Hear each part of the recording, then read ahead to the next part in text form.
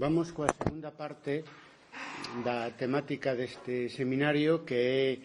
é a identidade galega na historia. Falamos onte, día 28 de outubro, da época prehistórica e antiga, e hoxe e mañán falaremos da Idade Media, que realmente é o cerne do asunto, non? É do que queremos falar, pero non se pode facer sin antes referirnos aos precedentes prehistóricos e antigos.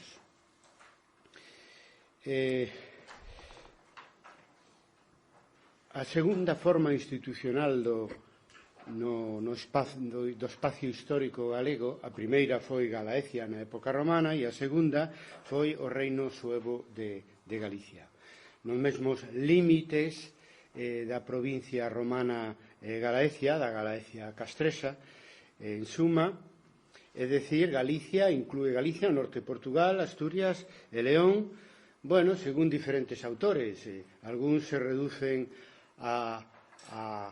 parte occidental de Asturias e León, e outros penetran máis. Eu creo que na época romana a Galicia ocupaba, en fin, casi todo o que hoxe é Asturias e León. Ben, entón, este é o mesmo espacio no que se instala o reino suevo. É dicir, os suevos, a principios do século V, instalan o primeiro estado xermánico no noroeste peninsular, ocupando a provincia romana Galaecia. E logo expandéronse cara ao sur e ocuparon durante un tempo Lusitania, a provincia romana Lusitania, ata que, integrado o estado suevo no estado visigodo, pois se volveu aos límites de Galaecia para o que era o reino de Galicia, integrado no estado visigodo. Por lo tanto, xa dixen, estamos nas primeiras invasións xermánicas que poñen fin ao Imperio Romano Occidental, e os primeiros en instalarse no noroeste peninsular son os suevos e vándalos,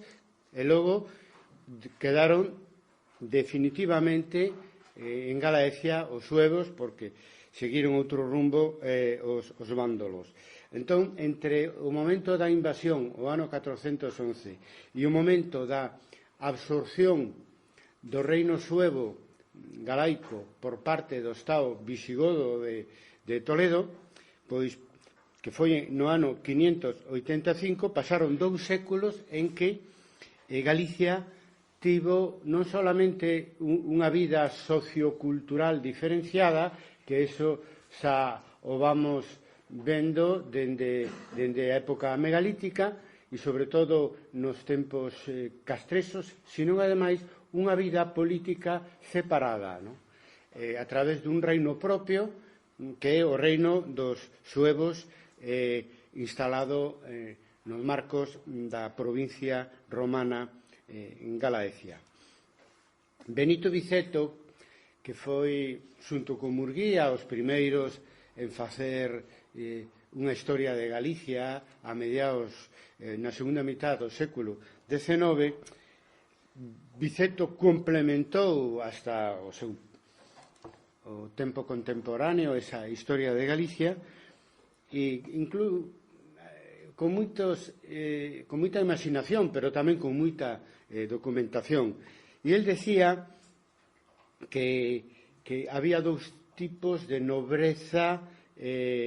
no momento inicial da Idade Media: a nobreza do convento lucense, por un lado, e a nobreza do convento bracarense, polo outro lado. A primeira tiña a capital en Lugo, a segunda, como sabemos, tiña a capital en Braga. É dicir, que nos primeiros estadios de formación da nobreza galega, pois, el distingue sabemos ademais que iso é válido para a cultura castresa, entre o norte e o sur, e comenta como ao longo da Idade Media a nobreza lucense seguiu unha tendencia integracionista, decía el, e de feito tuvo moito poder dentro primeiro do reino de Asturias, logo do reino de León e de Castela. Xogou sempre a carta de ter poder na corte do que fora a periferia da Galicia, é dicir, primeiro Asturias, logo León, logo Castela, que tiña a súa capital como os visigodos en Toledo. Sin embargo, a nobreza do sur, a nobreza bracarense, no espacio que hoxe en día é o norte de Portugal, sempre tivo unha, decía, tendencia máis independentista, que é un término que ele emprega que efectivamente hoxe mesmo está tamén de actualidade, pero sempre tivo esa tendencia máis marcada, máis independentista, e claro, el lo di a todo pasado, porque sabe perfectamente que esa nobreza constitui un reino aparte, o reino de Portugal no século XII. Pero algo de eso hai. É unha consecuencia final desa diferencia que houbo na Galicia castrensa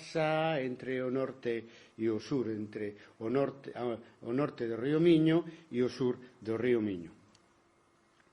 Os suevos é un momento importante, a presencia dos suevos é un momento importante para entender a historia da identidade galega, porque constituen o primeiro reino de Galicia, é dicir, supoñen o comezo do que será pois un reino de Galicia que durará 1000 anos, non? Entre o século V e o século XV, pasando por diferentes vicisitudes. Eso visto dende hoxe, visto mesmo dende a propia Idade Media, pois confire unha especial importancia a esa obra primeira dos suevos en Galicia, que foi crear unha monarquía especificamente galega, naturalmente dominada polos suevos. Non? De todas as maneiras, neses tempos do comenzo da Idade Media, a diferenciación política non era tan importante. Eu diría que, a diferencia da época moderna e contemporánea, os estados eran extremadamente débil, máis aínda ese estado que estaba no berce, como foi o estado suevo, sobre todo no século V. Polo tanto, todo o que acontece nese plano pois é superestructural, eu diría que incluso superficial. Nos destacamos a súa importancia porque inicia unha monarquía con diferentes dinastías e diferentes contidos que dura, xa dicen, 1000 anos. É moito máis importante para entender a historia dese período o que pasa no que fora a provincia Galaecia, a provincia de Roma Galaecia, dende o punto de vista sociolingüístico. Como se pode supoñer, aquela lingua vehicular que servía para comunicar os castros e as etnias de Galicia entre sí, o latín, e asumido inicialmente xa dunha maneira deformada, provincializada, é dicir, con elementos indígenas e populares, pois ese primeiro latín que absorbe e utiliza para a súa comunicación interna a cultura dos castros, pois evoluciona na época sueva e logo cos visigodos tamén como un latín vulgar con elementos celtas e con elementos agora xermánicos que aínda están presentes na nosa lingua, na toponimia e sobre todo na onomástica. É dicir, a impronta cultural, lingüístico-cultural sueva non foi grande, salvo no nomes das persoas, porque chegou a ser hexemónica, é dicir, non solamente en Galicia, en xeral, na alta Idade Media, se xenera unha onomástica xermánica dun xeito hexemónico, non? Ata que se latiniza plenamente coa cristianización completa das sociedades medievais, que asumen na plena Idade Media os nomes do Novo Testamento e do santoral cristiano. Hasta ese momento, durante séculos, os nomes das persoas eran xermánicos, suevos nun primeiro momento e logo visigodos posteriormente. Aí é onde a impronta cultural da ocupación de Galaecia por parte dos suevos se nota máis e está presente hasta o día de hoxe. Unha vez ocuparon militarmente o noreste peninsular, é dicir, Galaecia, chamaron a súa monarquía Reino Suevorum, Reino dos Suevos, pero iso durou pouco, porque eles mesmos, e máis aínda as fontes externas, chaman a esa entidade política diferenciada no noroeste peninsular Galiciense Regnum, o reino de Galaecia, pero ao mesmo tempo acontecen dúas cousas máis. Unha, que con frecuencia nas fontes desaparece o término regnum e solamente aparece Galaecia, e con máis frecuencia aínda a palabra romana sacada daquela etnia de galaicos que deron nome ao general Bruto e que serviu para generalizar ese nome ao conxunto do noroeste castreño, pois daquela Galaecia se pasa na época sueva, proceso que seguirá cos godos e durante toda a alta Edad Media, a Galiciae, a Galicié e a Galicia. E iso dará, na época xa plenamente medieval, os dous nomes do reino noroccidental da Península Ibérica que utilizamos hoxe en día en galego, que é Galicia e Galiza. Por lo tanto, aí vemos claramente como a identidade do reino suevo sigue sendo Galaecia, que vai evolucionando hacia o nome de Galicia, onde, unha vez máis, se demostra que a forma política non é tan importante naquel momento como o contido galaico, diríamos castreso romano, que tiña ese reino suevo de Galicia. No ano 411, coa ocupación militar por parte dos suevos de Galaecia, colapsa a administración romana e a primeira, que viña durando 4 ou 5 séculos, e a primeira consecuencia é un resurdimento da Galicia castresa, da Galicia prerromana, da Galaecia castresa, da Galaecia prerromana, que constituía a maioría da poboación e seguía sendo, digamos, o eixe da identidade do noroeste hispánico, do noroeste galaico de Galaecia. Con dous protagonistas históricos máis que aparecen nas fontes da época sueva e aínda despois na época visigoda con claridade. Por un lado, as cidades que crearan os romanos, que actúan dun xeito independente na nova situación política e tamén nun contexto de decadencia, non? Porque a alta Edad Media é a decadencia do sistema urbano en Galicia, que non se recuperará de maneira notoria ata os séculos XI, XII, XIII, hasta plena Edade Media. Aínda nesa situación defensiva, as cidades xogan un papel político,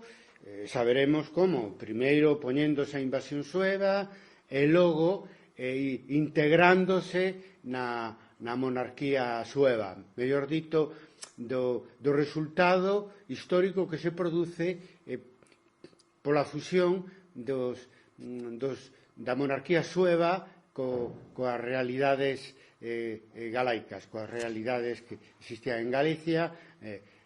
o mundo castrexo, o mundo urbano que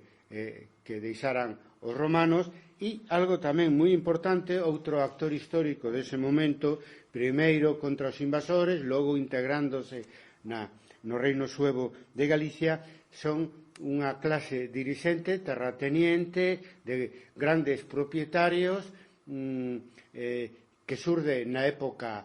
romana, etc., e se constituyen en poder local. Non será como na época feudal, non teñen vasalos, pero si teñen terras e clientelas, ¿no? E un poder de facto nas zonas onde estaban instalados. É dicir que no século V, no primeiro século de presencia sueva, na antiga Galicia, temos un exército itinerante que viu de Europa Central e que crea unha monarquía de facto gracias ao seu poder militar na antigua Galicia, pero sin capacidade de administrar todo ese amplio territorio, ni siquiera experiencia, de maneira que tanto os castros como as cidades, como as facendas dos grandes propietarios funcionan durante un tempo ao seu xeito. É dicir, que a estructura romana de civitas, de foros, administrativa desaparece e pois temos estes tres actores en presencia e ainda faltará tempo para homoxenizarse socialmente esa monarquía, producto dunha ocupación que se transforma nunha entidade política e social e cultural nova que é o reino suevo de Galicia. Suevo porque a dinastía sueva naturalmente é quen goberna ata integración no Estado visigodo. É interesante ver por primeira vez na historia de Galicia como ese suxeito histórico que era o mundo castrexo aparece nas fontes como os galecis, os galegos, ¿no? Os galegos. Naturalmente comprendía tamén as cidades, comprendía tamén aos terratenentes, pero as fontes son moi claras cando nos din que se trata de plebe, de xente plebeia. É a primeira vez que aparece o pobo no sentido non étnico, sino o pobo no sentido de clases populares como actor histórico da resistencia á invasión sueva. Onde, como pasa tantas veces no caso de ocupacións e invasións, pois son as clases populares as que se enfrentan aos ocupantes, aínda que o mundo urbano, neste caso, e o mundo terrateniente, tamén, polo menos nun primeiro momento, se opoñen aos que viñan pola forza a querer gobernar Galaecia como reino, como suovorum. Polo tanto, eso é unha consecuencia da diferenciación en clases que se foi dando ao longo da dominación romana, dos séculos de dominación romana, donde agora aparece unha plebe, que é un término romano, etc. Neste caso, que ao mesmo tempo son rústicos, non? É dicir, son xente de campo, porque estas mesmas fontes nos indican que as cidades interviñan nese momento histórico dunha maneira unida, é dicir, como tal cidades, é dicir, dirixidos polas súas propias oligarquías gobernantes. Polo tanto, temos un período suevo ben diferenciado entre o ano 411 e agora engadimos un elemento novo entre o ano 550, porque é cando o rei suevo se convirte ao catolicismo. Hasta ese momento, o reino suevo de Galicia pois era na súa casta políticamente gobernante eran herexes arrianos, da herexía arriana, e no conxunto da poboación pois eran paganos tanto pola parte castresa como pola parte romana. Polo tanto, prodúcese por enriba, como consecuencia das relacións políticas da monarquía sueva co mundo visigodo, prodúcese a conversión do rei ao catolicismo, e iso supón un gran cambio porque coincide coa presencia de San Martín de Dumio, de Martín de Braga tamén, un bispo originario en Panonia, en fin, en Centro Europa, que nos deixou, xa falamos, esa obra de Correctiones Restucoren, é dicir, sobre como da corrección dos rústicos. Rústicos hai que decir que en latín xa tiña ese doble sentido de xente que eran labradores, labregos, que vivían no campo, campesiños, pero ao mesmo tempo xente ignorante. É dicir, como diríamos, como o estrato máis baixo do mundo plebeyo, non? Entonces, aí xa vese unha igrexa na obra de Martín de Dumio, desde Braga, vese xa unha igrexa moi activa nunha cristianización dunha sociedade pagana proceso que durará varios séculos. Además, no caso de Martín Dumio, trátase de un discurso de cristianización moi radical, porque él decía de extirpar esas creencias supersticiosas e paganas, en fin, moi ao estilo da época, casi de xeito militar. Finalmente, ao longo da Idade Media, a Igrexa buscará máis ben a simbioses con as tradicións religiosas anteriores e o sincretismo religioso, sin o cal non se convertiría o catolicismo en religión hexemónica total durante a Idade Media galega ou a Idade Media tamén europea, porque tratouse dun fenómeno general no occidente medieval. Tamén a mediados do século VI, xunto coa conversión, temos Martín de Dumio, temos Britonia, a colonia que crearan o século anterior, o século V, os celtas que viñeron do sur de Inglaterra, donde hoxe están o bispado de Mondoñedo, non? Un mosteiro e un bispado existían ali. E logo tamén temos un documento extremadamente valioso tamén de mediados do século VI, que é o Parroquiale Suevorum, é dicir, un índice das dióceses e as parroquias existentes en Galicia no século VI. Dubidábase de se fora auténtico ou non, pero eu creo que a estas alturas está demostrado que si o era. E aí aparecen nomeados 13 bispos, 13 dióceses excesivas, verdad? Porque eso simplificouse e ao longo da Idade Media unha diócese acabou sendo, en fin, un espacio, ocupando un espacio xeográfico, social e cultural grande. En Galicia había 5 diócesis na época medieval e na época sueva 13 diócesis naturalmente pequenas que se correspondían con 119 igrexas parroquiais. Imaginadevos eso, se trata dunha cifra importante, estamos falando do século VI. Naturalmente hai un proceso anterior de cristianización que se inicia en Galaecia no século IV, pero moitas destas igrexas que aparecen no parroquiale Suero, con seguridade a maioría son da época sueva, é dicir, non, aunque podan algunhas ter relación con igrexas basílicas paleocristianas.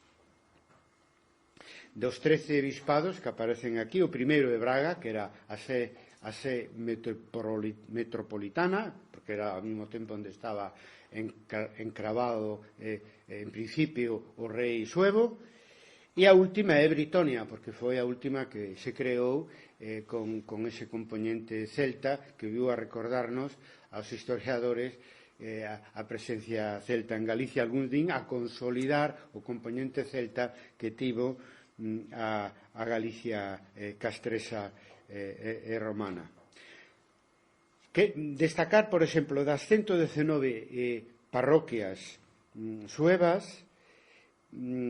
na zona de Irias, unha igrexa parroquial en Posmarcos, que como ose, unha parroquia está constituída por lugares, por aldeas, con 9 lugares, e todos eles étnicos, é dicir, e un deles, por certo, célticos, con nome de célticos, que ven a recordarnos outra vez máis a presencia secular da etnia celta en Galicia. Eso é un exemplo. Noutros casos aparecen mesturados nomes étnicos e nomes posteriores, romanos, etc., ¿no? Que demostra aínda a hexemonía étnica castreña na Galicia rural, que era ampliamente mayoritaria no reino suevo, ¿no? Ben, na provincia bracarense é onde se instala o rei e a corte e a cabeza da igrexa sueva, e aquí volvemos a toparnos de novo as diferencias das que falábamos na cultura dos castros entre o norte e o sur. Decíamos un norte máis celta e un sur máis romanizado, e aquí igual, aquí nos atopamos un norte máis rústico, é dicir, menos excluindo Lugo, menos urbanizado, e un sur máis romanizado e máis xermanizado, porque e máis cristianizado, porque o 50% das o teño por aquí o dato, o 50% dos topónimos que aparecen no parroquiale Suevorum, non, falo de memoria, non o teño apuntado, pertencen ao que hoxe é o norte de Portugal, é dicir, a Galicia bracarense. É dicir, que ali había, digamos, un desenvolvemento suevo desde o punto de vista da monarquía, desde o punto de vista da igrexa sueva, e maior que na Galicia lucense, que seguiu sendo en relación coa Galicia bracarense máis rural, máis rústica e máis castresa. Tamén a mediados deste século VI, que é o momento de onde a fusión entre os invasores suevos e a sociedade galaica se completa, de maneira que xa non se trata dunhas tropas que chegaron aquí, se instalaron na zona de Braga e para dominar ese espacio, coa intención, todo hai que decilo, porque escolleron Braga e non Lugo, é dicir, porque escolleron o sur de Galicia e non o norte de Galicia, por razóns de tipo estratégico, porque a pretensión deles non era, naturalmente, facer revivir a identidade castreña, non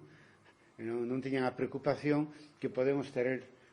hoxendía para buscar as orixes da nosa identidade na historia. Non, simplemente se trata de ocupar un espacio política, institucional e, sobre todo, xeográficamente moi ben definido que salvagardaba tamén ese novo poder suevo de incursións que pudieran vir da meseta ou do sur da península, e instálanse no sur de Galicia para poder expandirse cara ao sur, que será o que logo do século XII fará tamén o reino de Portugal. E o consiguen porque xa dixemos como incorporan o reino suevo o que fora a provincia romana de Lusitania, que ocupa o centro e o sur de Portugal e tamén as partes occidentales de Extremadura e de Andalucía. Entón, iso que quer decir? Quer decir que temos que a diferenciación entre norte e sur explícase tamén polo interés político dos suevos de instalarse nunha zona de Galicia onde estuveran salvaguardados, sobre todo cara a posibles incursións militares, pero ao mesmo tempo onde poideran tamén expandirse polo resto da península. Batalla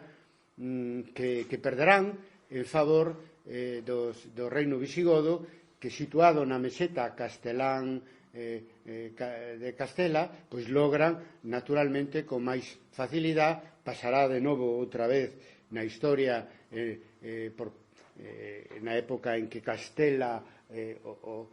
hexemoniza a formación do primeiro Estado español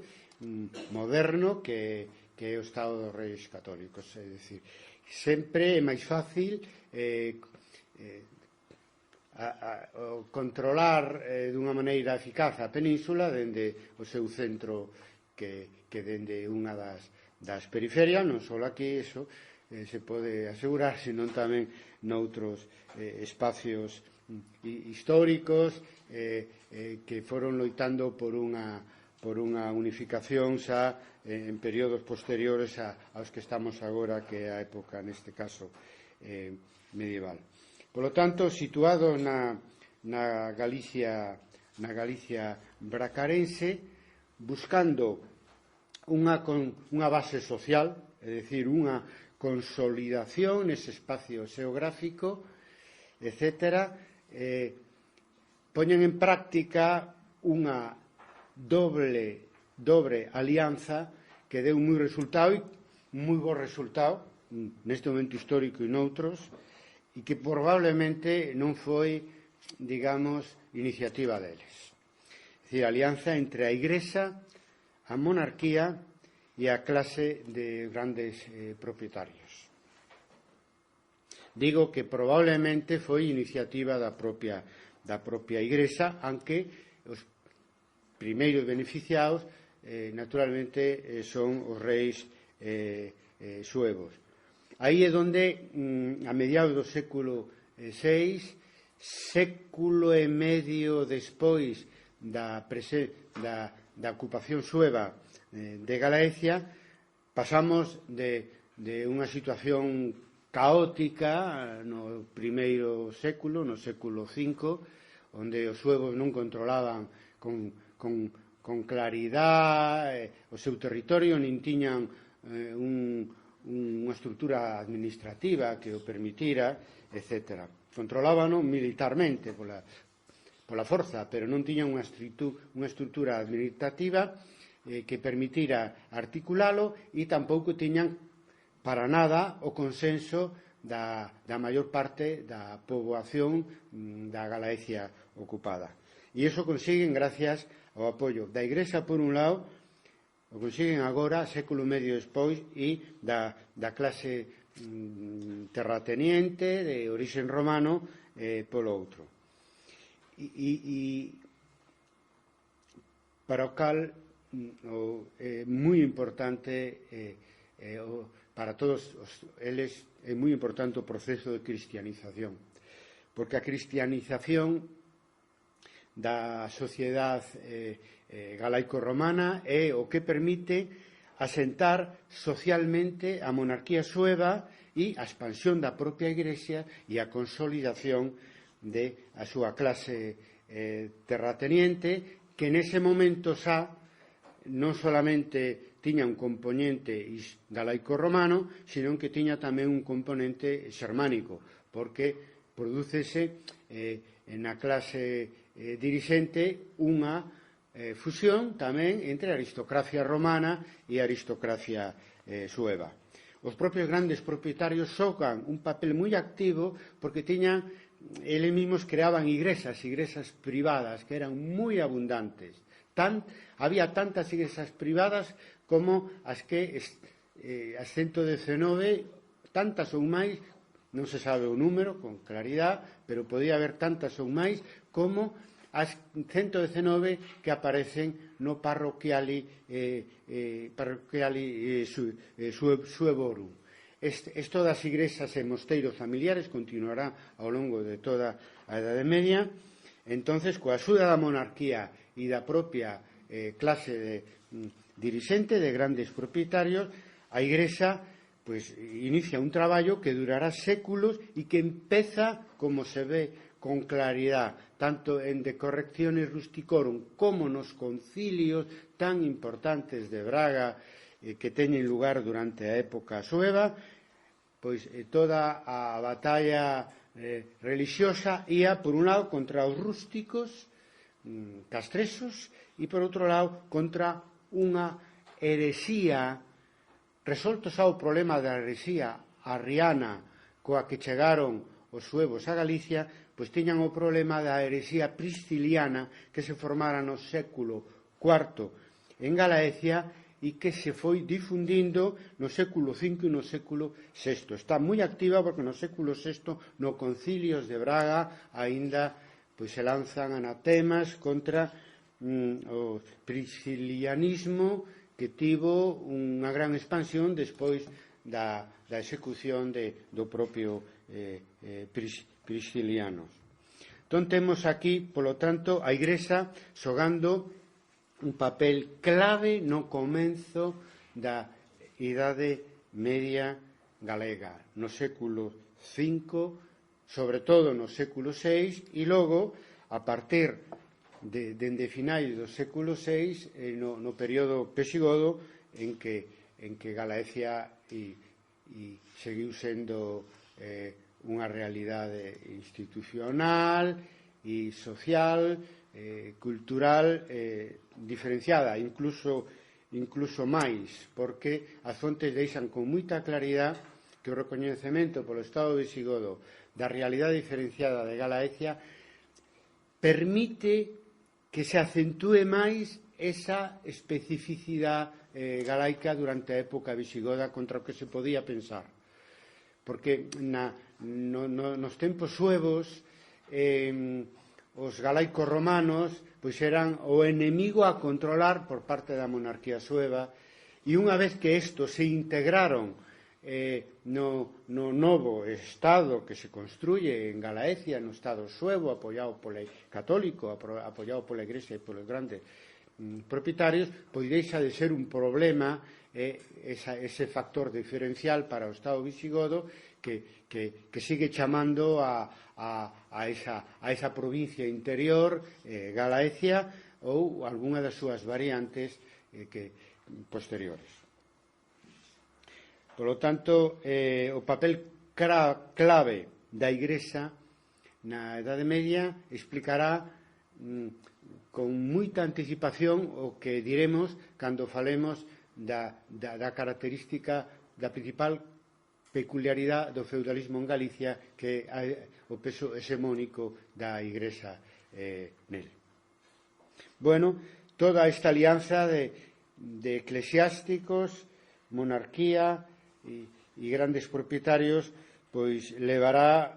pero iso é outra historia, na plena Idade Media en toda Europa, tamén en Galicia, tamén na Coroa de Castela, a difusión como mentalidade dominante do sistema dos tres órdenes, do orden dos defensores, dos cabaleiros, que será no que derivará en plena idade feudal aquela clase dirixente hispano-romano sermánica do reino suevo. Logo o segundo orden dos eclesiásticos, que xa está moi presente e dunha maneira moi activa no reino suevo, o mundo dos eclesiásticos. E o terceiro orden, que non aparece aquí, pero será unha consecuencia da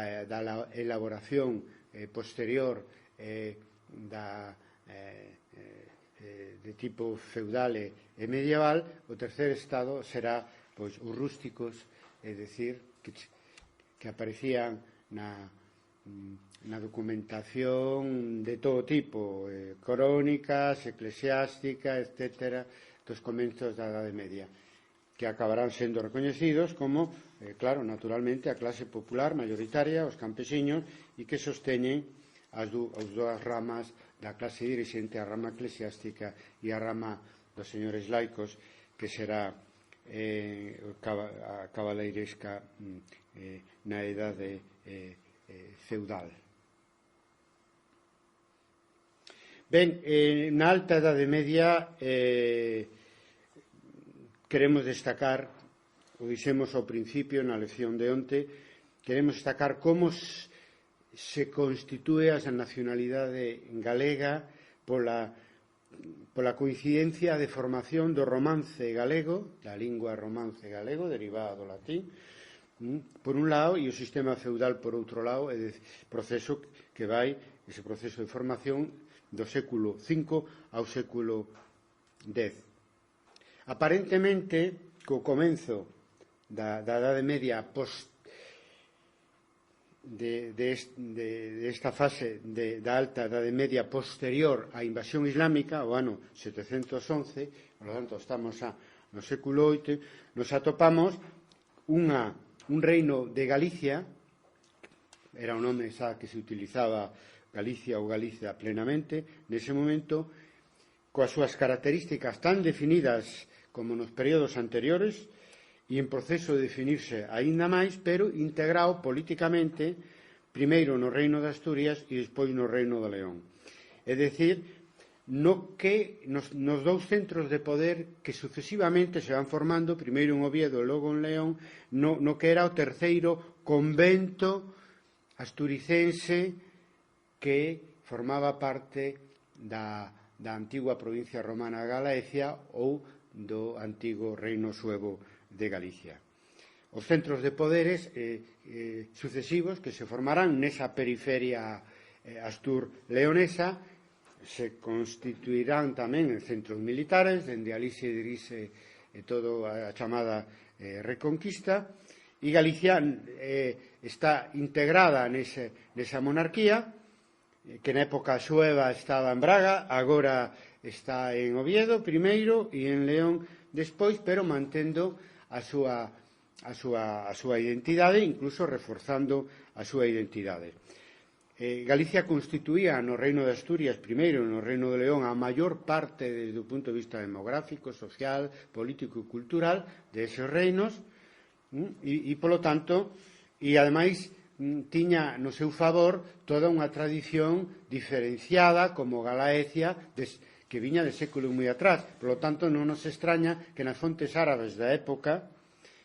claro, a chamada Reconquista empeza no ano 711, se siga falando do reino cristiano noroccidental, pois como reino de Galicia, e sigan falando dos cruzados que atacaban al Ándalus desde o noroeste peninsular como galegos. Casi como cando vamos a Argentina e tratan a todos os españois de galegos. Con todo, non nos engañemos, o Reino de Asturias e o Reino de León é o éxito supón o éxito do integracionismo da nobreza lucense, non? Entonces, mentras Galicia perde, digamos, poder político ou entidade política ou institucionalización política a constituirse nun reino máis, no reino máis numeroso, máis forte, incluso ao principio militarmente do rei de Oviedo e do rei de León, pois sigue avanzando o proceso lingüístico e cultural que nos levará á constitución plena da nacionalidade. Xa falamos que no século VIII, despois do ano 711, pois é o momento dos primeiros núcleos de resistencia ao poder islámico en Asturias, principalmente, ao que se uniu Galicia, e, polo tanto, é un momento, este século VIII, de recuperación para a tradición católico visigoda do que fora o antigo reino de Galaecia, non? Cos suevos e logo cos godos. E, polo tanto, aí sigue o proceso de divulgación de ese latín periférico, moi influído por elementos, xa dixemos, célticos, por elementos xermánicos, un latín popular que dá prerromance que se transforma en mayoritario nos 2 séculos seguintes en Galicia, no século IX e no século X, como fala, como lingua oral. Co cal, pois, chega hasta o cumio dun proceso que se iniciou coa ocupación romana no ano 1 antes de Cristo, e, por tanto, a entrada do latín no mundo castrexo, e que eso, ao longo de un número pois elevado de séculos, como vedes, pois 9 séculos, non? Pois eso se transforma nunha fala romance como as que se formaron na mesma época en toda Europa, que é o galego oral. Eso afectou naturalmente as dúas, ao norte e ao sur da Galicia castrexe, é dicir, a Galicia lucense, a Galicia bracarense, que constituían naquel momento aínda o reino de Galicia, o reino de Galicia, e que, deixando fora xa ao convento asturicense, ao que empezou a ser o reino de Asturias e o reino de León, que estaban na periferia de Galicia, influídos ademais por Castela, etc., moito máis que a propia Galicia, e onde permaneceron exclusivamente na tradición galaica e, polo tanto, formaron parte tamén da nova lingua falada, romance, do galego altemedieval, as partes occidentales de Asturias e de León, mentras a élite cultural, sobre todo eclesiástica, seguiu falando latín nunha especie de diglosia onde a clase dirixente, sobre todo culturalmente falando, falaba latín, e xa neses séculos 9 e 10, pois a maioría da sociedade se comunicaba en galego, se comunicaba en galego. Por lo tanto, desde unha óptica de facer a historia da identidade galega con un enfoque exclusivamente político-institucional, parece que é un momento de retroceso, porque Galicia desde o suevo non recupera, digamos, unha independencia política, non? Etcétera, e, sin embargo, é cando se constituye a identidade galega que chegou hasta nosos días. non solamente polo idioma, senón pola propia maduración da Igrexa galega. Bueno, o idioma é moi importante e non solamente por razóns de tipo cultural ou identitaria, é que o idioma expresa máis, sobre todo un idioma diferenciado, expresa máis que calquera outra cousa a homoxenización dunha sociedade. O sea, unha sociedade que crea un idioma para comunicarse entre sí é unha sociedade diferenciada das comunidades veciñas. E a máxima expresión de esa diferenciación é a xeneración de un idioma propio, de un idioma específico. Iso vale tamén, naturalmente, para o proceso de formación de outras nacionalidades na Península Ibérica e no conxunto de Europa. Pero, ademais, é moi importante a evolución da Igrexa, que viña xogando xa un papel moi importante dende os comenzos da época sueva, polo menos dende o segundo século do Reino Suevo de Galicia, gracias ao papel de ponte entre a Antigüedade Romana e a Idade Media que xoga a Igrexa en toda Europa. É dicir, non o dixen no seu momento, pero digo agora, é dicir, no momento que o imperio se colapsa, é dicir, a continuidade cultural, non solamente a continuidade religiosa, que é evidente, a continuidade cultural é garantida pola Igrexa, empezando polo idioma, polo latín, porque son os que saben ler, falar en latín e en latín clásico e xogan un papel, se cabe, na época xermánica maior, como vimos no século VI na Galicia sueva, maior que o que xogaba na época romana ao final, nos momentos finales do imperio. Entón, é moi importante porque eso aporta unha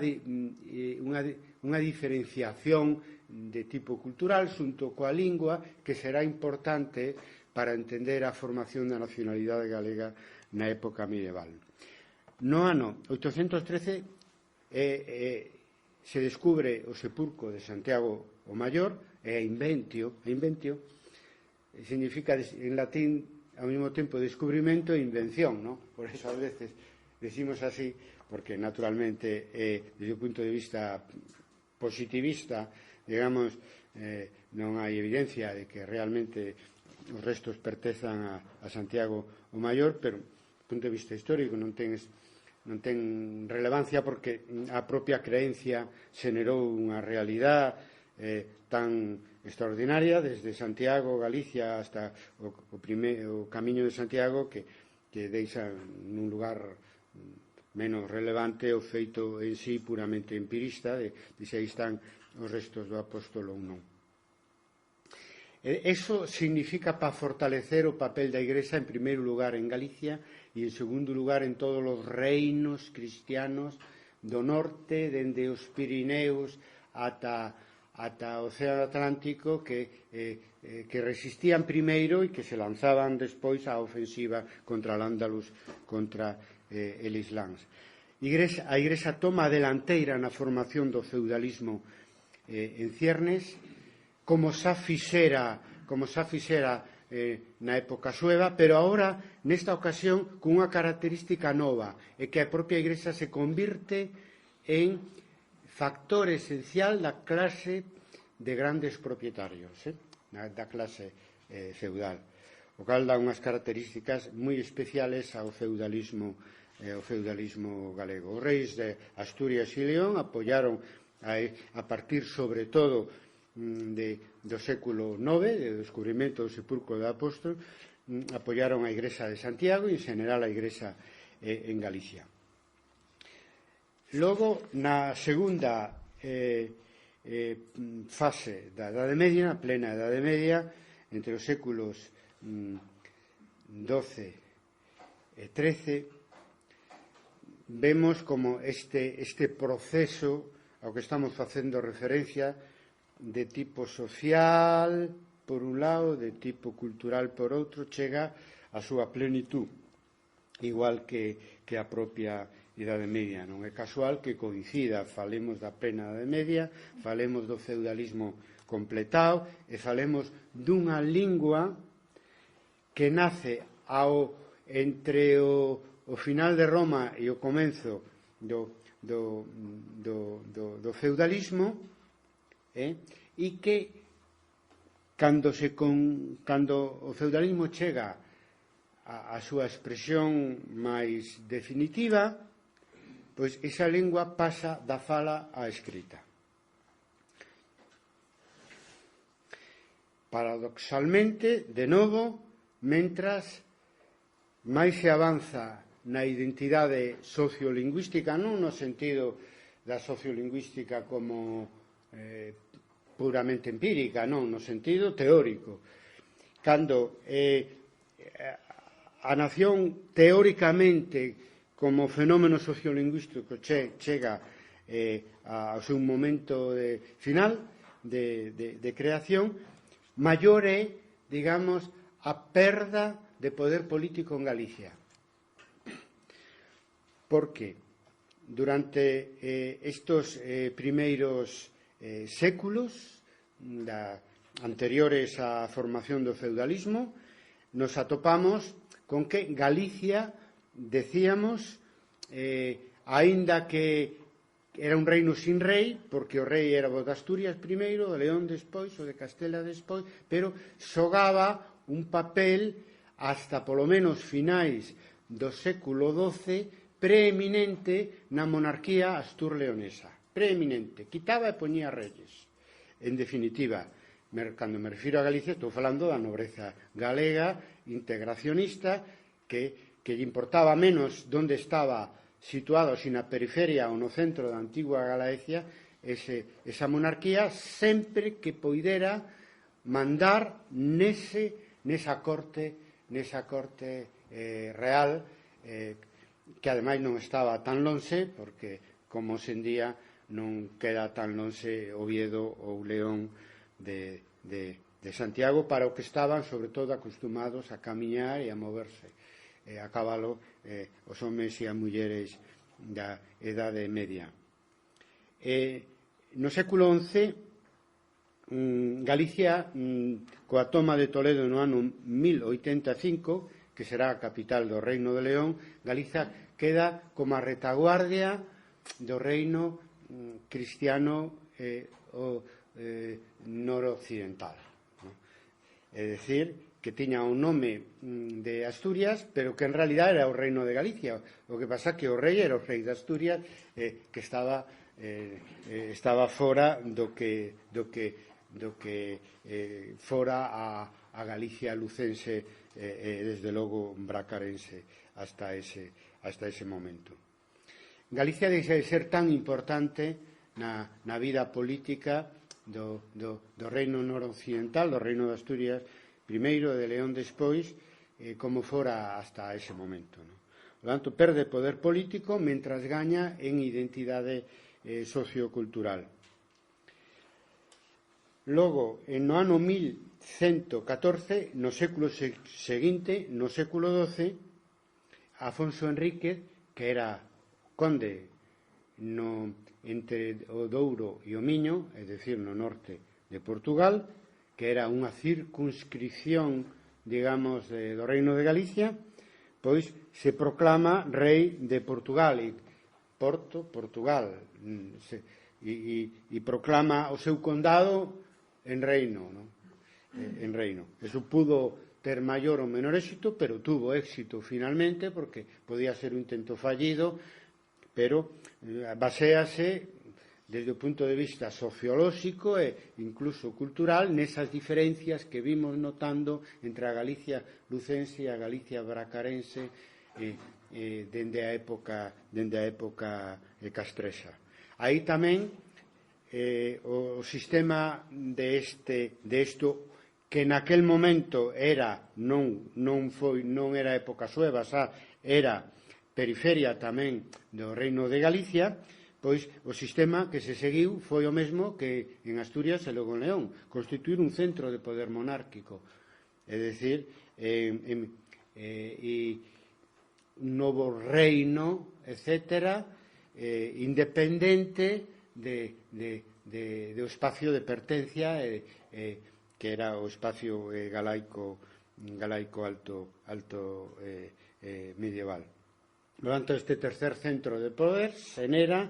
un reino propio e unha escisión que sería a segunda, ou se queredes, porque o proceso astur-leonés é un proceso único, porque ambas rexións hoxendía formaban parte do convento asturicense. Entonces agora é o convento bracarense quen se independiza. Pero aí ven o paradoxo maior da formación nacional de Galicia na Idade Media. E é que a partir do ano 12, pertencendo a Galicia do Norte e a Galicia do Sur a dúas monarquías distintas, é cando eso non obstaculiza, senón creo eu que mesmo favorece que a lingua galega pase dunha fala a unha lingua escrita, tanto no ámbito da administración como no ámbito da literatura. Non nos extraña nada, porque en general estamos en épocas moi recentes, moi precoces, digamos, do período feudal, e o Estado nesa época era endeble, feble, non? Inda o será ao final da Idade Media ata os reis católicos. Por lo tanto, a realidade sociocultural funcionaba transversalmente. De feito, tanto o rei que será de León e de Castela, que ao que pertencía o reino,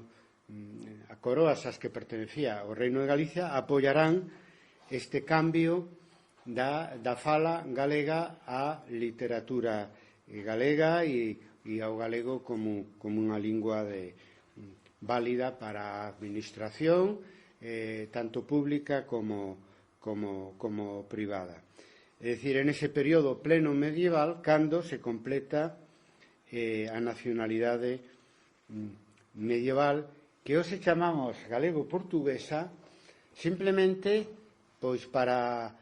identificarnos tanto galego como portugués nese pasado común, pero que naquela época, en rigor, a formación medieval se completa a formación medieval da nacionalidade galega. Pero, bueno, de todas as maneiras, a partir do ano 1140, pois simplemente se falaba e se facía literatura en galego a ambos lados do río Miño, sin grandes diferencias ou sin diferencias desde o punto de vista ortográfico, nin supoñemos que fonéticos, naquela época é a mesma lingua. Por eso os colegas en filoloxía estudian o galego-portugués, claro, desde o punto de vista histórico, porque é a mesma lingua e aínda hoxe en día son linguas irmás, etc., de maneira que un galego e un portugués, se non fora ás veces por o problema fonético, pero, por exemplo, en Brasil, isto que vou dicir é máis fácil, podemos entendernos falando cada un na nosa lingua, que tuvo un berce común, naceu dunha nacionalidade común, que foi a nacionalidade galega pleno medieval. Eso foi posible. Como é posible que, pertencendo a monarquías distintas, se constituíra, o sea, se dera... Ben é certo que cando se produce a independencia de Portugal, a separación de Portugal, o galego falado xa estaba completamente implantado dende, polo menos, o século IX. Por lo tanto, eso xa non tiña marcha atrás. Pero, insisto, que a diferenciación política non prexudicou, digamos, a formación plena dunha lengua nese momento decisivo de pasar da oralidade á escrita e a administración e a literatura. As fronteiras en general na época medieval son moi difusas, moi porosas. Hasta o final da Idade Media non nos extraña que termine de formarse o idioma común, o idioma galego, porque tamén desde o punto de vista social non había unha mobilidade total. De feito que os señoríos, tanto eclesiásticos como laicos, tiñan vasalos e terras aos dous lados das fronteiras, o comercio era fluido a ambos lados da fronteira, e non é unha característica específica da fronteira miñota, sino que é unha característica xeral da fronteira na Idade Media. Serás no Estado moderno cando as fronteiras empecen a ser o que coñecemos hoxe en día. Bueno, hoxe en día estamos vivindo un proceso inverso, neste momento frenado, porque a unidade política de Europa non avanza, senón máis ben retrocede, pero sí que agora estamos outra vez nun momento que esas fronteiras desaparecen, tamén a fronteira galaico-portuguesa. Polo menos non hai que parar co coche ali para ensinar o pasaporte, verdad? Pois daquela nin había eso, verdad? Porque había incluso zonas como intermedias que non eran terra de nadie, como pasa aínda no Couto Misto, na fronteira con Portugal, en Ourense. Total que o tema da monarquía se demostra, ademais, un fenómeno superestructural, non decisivo, non así no caso de Asturias e León, porque Asturias e León crean un poder monárquico e iso xenera unha rexión histórica. Claro, moi relacionada na parte occidental co que fora o reino de Galicia. Pero por qué? Porque aí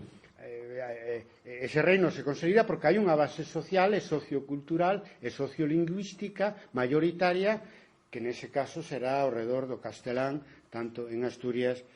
como en León. Pero eso non foi posible porque no caso de Galicia, Reino de Galicia, Reino de Portugal, a partir do século XII, simplemente porque a homoxeneidade sociocultural estaba a favor de non respetar esa diferenciación política, non? Bueno, o apoio ao desenvolvemento como lingua escrita das monarquías, pois, o seu momento máis florecente foi no caso da coroa de Castela e León, con Alfonso X, que acolleu como lingua literaria o galego, xa moi consolidado o castelán na coroa de Castela, aceptou a superioridade do galego para a expresión lírica, como demostran as cantigas de Santa María e outras obras. No caso de Portugal é moi interesante porque a monarquía, a partir de mediados do século XII, no século XIII, o que utiliza é o galego portugués, como lingua da administración, cousa que Alfonso X pois non chegou a tanto, non? E entonces temos un galego que se desenvolve no ámbito público como lingua literaria e como lingua da administración. A lírica galego-portuguesa, aos dous lados da fronteira, tamén é apoiada e promovida pola nobreza laica, coincidindo coa construción, coa maduración do sistema de fortalezas, que eran pazos. Fortalezas eran lugares, tiñan un sentido militar, pero eran lugares donde habitaban os señores feudais, non? E é onde estaban as cortes, onde se leían en público os manuscritos literarios e eran ao mesmo tempo estes señores laicos mecenas dos trovadores, non? Algúns deles tiveron unha corte trovadoresca importante. Foron eles, algún destes señores mesmos, trovadores, non? Por tanto, vemos aí como o sistema político, o sistema social apoia esa maduración nacional a través da lingua e da cultura da Galicia medieval, que se transforma en lingua de administración no caso de Galicia, da Galicia lucense, é dicir, da Galicia actual, se transforma en lingua de administración gracias por dúas vías. Por un lado, nas cidades, que teñen o seu momento de esplendor tamén na plena Edade Media, polo notariado vinculado aos concellos, non? Que empezan a utilizar, sustitúen o latín polo galego na documentación notarial urbana. E o que é máis importante aínda, quen dá o paso do latín ao romance na lingua administrativa señorial feudal, é dicir, no mundo rural, que era ampliamente mayoritario na Galicia de entonces. Pois, naturalmente, a Igrexa. Primeiro, porque a Igrexa era mayoritaria, o será durante case toda a Edade Media nas estruturas feudais, é dicir, a maior parte das jurisdiccións señoriais serán da Igrexa ata a segunda mitad do século XIV, hasta o final da Guerra Trastámara. Entonces, eles son os que teñen a posibilidad e a intelixencia de empezar a utilizar para a documentación administrativa a lingua falada polas clases populares, que era o romance galego. Vemos, entón, porque esos colegas de filoloxía o teñen ben estudiado, como no século XII aparece documentación bilingüe administrativa, casi toda de mosteiros, igrexas catedrais, en latín e en galego. E logo xa no século XIII temos os primeiros, se generaliza, os primeiros documentos en galego, se generaliza, sobre todo, máis ben hacia a segunda parte do século XIII, a documentación notarial en galego, que acaba sendo mayoritaria, hexemónica, de maneira que a partir dese momento, entre os séculos XIII e XV, o galego tamén na escrita, pois, acaba sendo mayoritario. Estamos ante unha Galicia medieval prácticamente monolingüe, non? Monolingüe, hasta pois as influencias do castelán que se fan notar máis ben ao finais do século XV. Tanto, temos unha diglosia invertida de que, bueno, o idioma dominante é o galego, e o latín queda,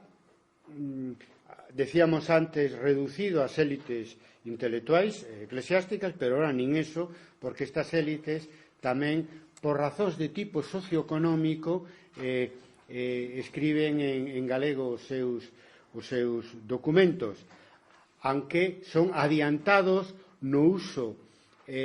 da escrita, no uso do galego na escrita pola nobleza laica que se sentía identificada coa lírica trovadoresca, o cal ten moito que ver coa súa función no sistema dos tres órdenes e o mundo da cabalería, pero eso é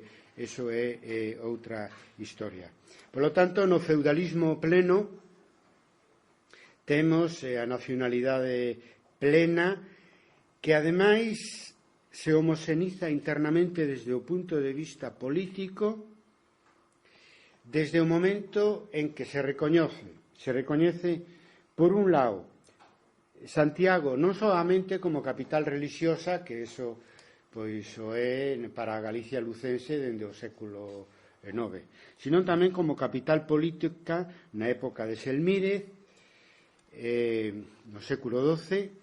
o primeiro arcebispo galego, e ademais, como demostra a historia compostelana e todos os estudios que se fan, diríamos, un arcebispo político, diríamos, con unha visión, ou se diría un home de Estado, non, para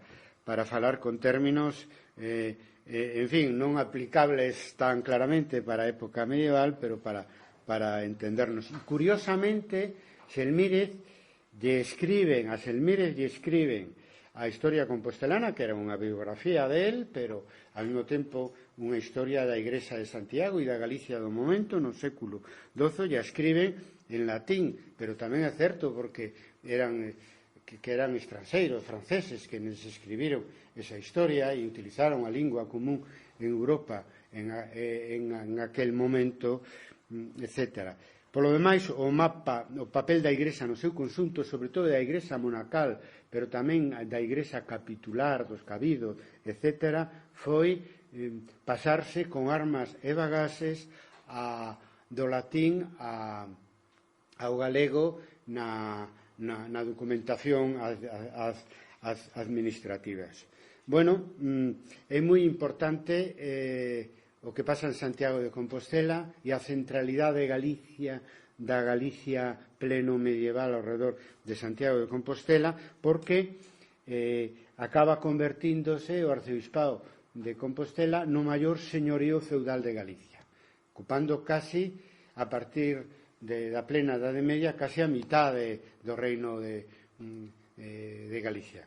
Entonces, claro, aí vemos que a influencia da Igrexa, desde o momento que xoga un papel decisivo na clase feudal, na clase señorial, pois é moi importante, e ademais se trata dunha influencia cultural que nun momento dado aposta polo uso do galego na linguaxe administrativa. Despois de Selmírez, na segunda mitade do século XII, aínda vivimos, decía, o canto do cisne, o momento final da influencia de Galicia no reino de Asturias e León, no momento en que se separa o reino de Portugal, aínda nos enterramos aos últimos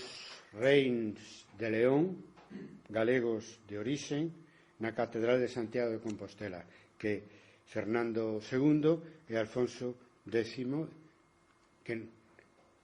está na Capela Real, na Catedral de Santiago, que desde hai un tempo é de acceso público, e vos recomendo que non hai de visitar. Están enterrados xunto con Pedro Froilaz, conde de Traba, que se trata da dinastía nobiliaria máis importante da época de Selmírez, sempre subordinada ao arcebispo, que presidía as untanzas con nobles laicos na Galicia da primeira mitade do século XII. Ben,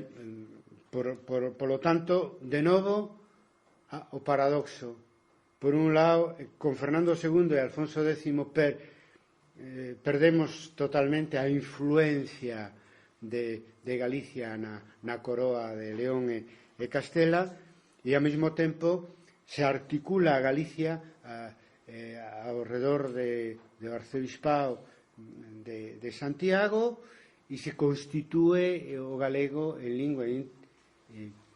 literaria e administrativa como seña máxima da identidade nacional. Tamén os señores laicos acaban nese proceso entre o século XII e XIII facendo a documentación en galego e non en latín, non? É dicir, en lingua romance, e pola mesma razón que os señoríos monásticos ou catedralicios ou episcopais. Por que? O feudalismo supón un novo pacto social entre os vasalos e os señores, non? Con contrapartidas. Non é, como algún ignorante poda pensar, un sistema de forca e coitelo onde os señores abusivos pola forza obrigan a que paguen as rendas. Claro, eso pasa ás veces e provoca revoltas, pero en general no período de estabilidade do sistema feudal se trata de un sistema baseado no consenso, senón non duraría os séculos de que estamos a falar, decir que son ni máis ni menos que 5 séculos, entre o ano 1000, que se supón o momento da revolución feudal, hasta finais do século XV. Entón, para que haxa consenso social no pago de rentas e nas contrapartidas que os señores laicos e eclesiásticos ofrecían por ese pago de rentas aos seus vasalos, ten que haber comunicación. E E a comunicación non pode estar dificultada porque os señores abades e os señores bispos só saben falen e escriban en latín, e os señores laicos e cabaleiros falen e escriban en latín, e os seus vasalos no galego oral, na fala oral. É dicir, justamente a motivación de unificación social leva a unificación idiomática, leva ao mesmo idioma, inclúe a burguesía urbana.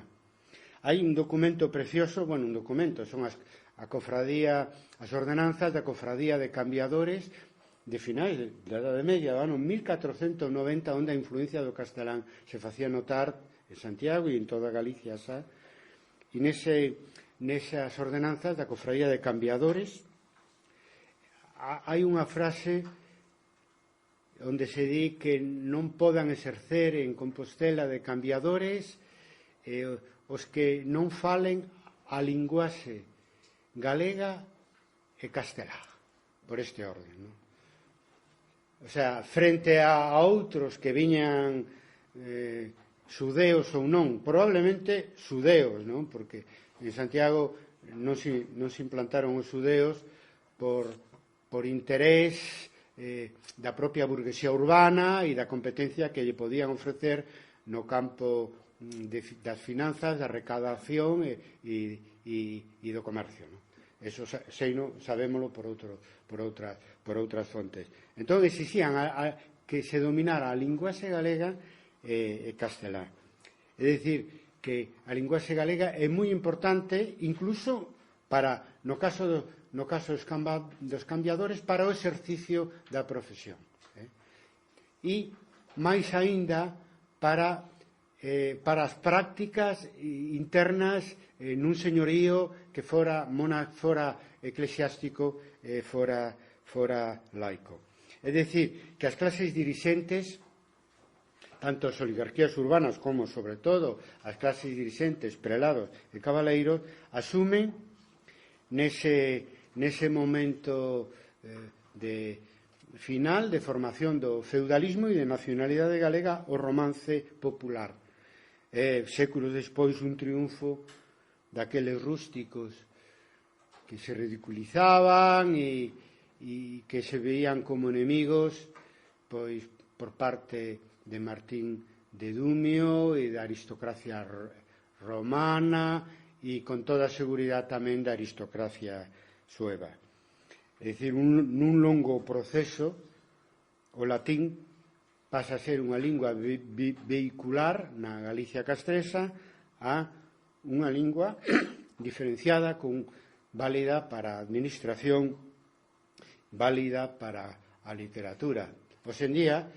cos anos que levamos de normativización e de normalización do galego despois de unha longa dictadura e dunhos séculos atrás onde o galego era unha fala e cultivado por unha minoría intelectual, etc. Sabemos o que costa hoxe e o que está costando na propia universidade pois afinar un léxico para usos científicos, para usos que non estean relacionados coa fala e coa vida cotidiana e etc. Por lo tanto, imaginadevos que conquista foi chegar de unha fala popular a unha fala administrativa frecuentada por reyes e utilizada para todo tipo de documentación que interesaba tanto a señores e vasalos tanto no campo como na cidade. En fin, temos en definitiva, co galego escrito,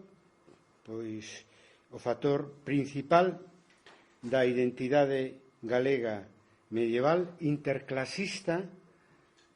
que con toda propiedade podemos chamar nacional. Me refiro á identidade galega que se constituye na plena Idade Media pola vía da sociolingüística, non tanto pola vía político-institucional. A segunda pode desaparecer e sufrir cambios, sin embargo,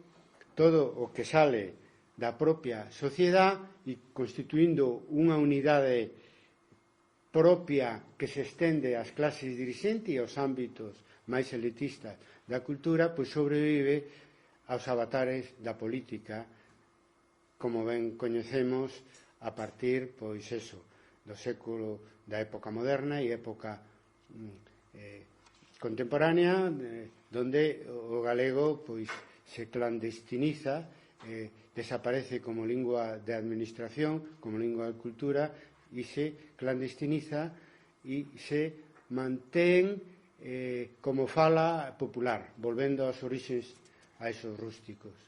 que en definitiva foron os que nos deron a nacionalidade que hoxe temos. Bueno, máis nada, moitas gracias, e agora pasamos, se vos parece, ao coloquio.